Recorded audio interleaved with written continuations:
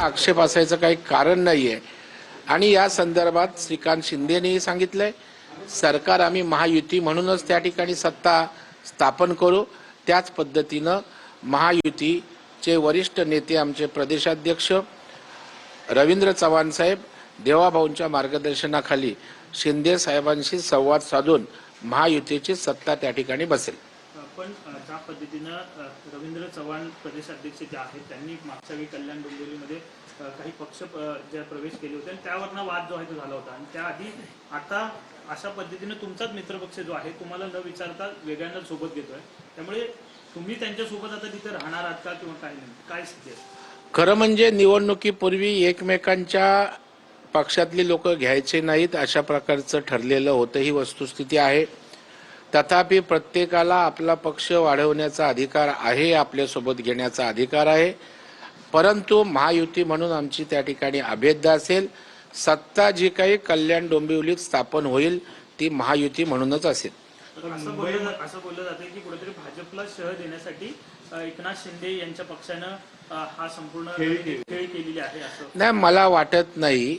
भाजप हा एवढा विशाल पक्ष आहे की त्या ठिकाणी भाजपच्या संदर्भात त्या ठिकाणी कोणी काय बोलू शकत नाही।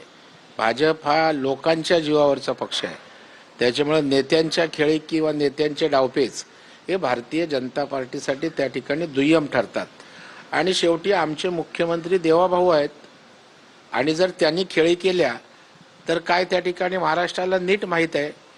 शरद पवारांना पण ज्यांनी राजकीय दृष्ट्या चित केलं तर त्यांच्यासमोर कोण काय खेळी करणार।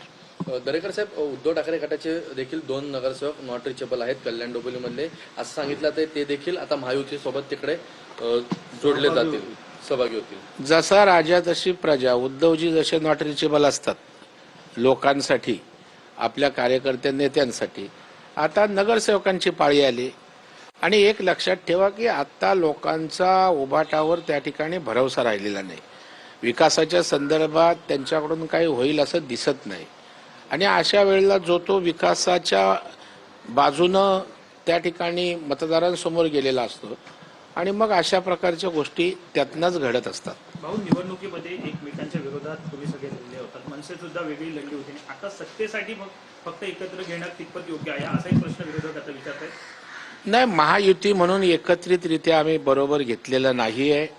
शिवसेनेने त्या ठिकाणी सोबत घेतलेलं असावं, शेवटी त्यांचे घटक पक्ष वाढवणं त्यांचा अधिकार आहे, परंतु महायुती म्हणून सत्ता स्थापन करत असताना जो काही निर्णय आहे तो आमचे प्रदेशाध्यक्ष रवींद्र चव्हाण साहेब माननीय मुख्यमंत्र्यांच्या मार्गदर्शनाखाली शिंदे साहेबांशी संवाद साधून करतील, तोच अंतिम निर्णय असेल।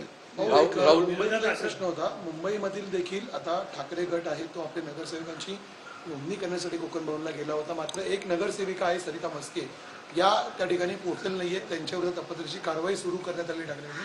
माहिती अशी आहे की त्या शिवसेनेच्या गळ्याला लागलेल्या आहेत, शिंदे गटामध्ये प्रवेश करण्यात। नाही, मला वाटतं प्रत्येक पक्षाला त्या ठिकाणी गट स्थापन करावा लागतो, ती एक प्रक्रिया आहे, त्याच्यामुळे मनसेने गट स्थापन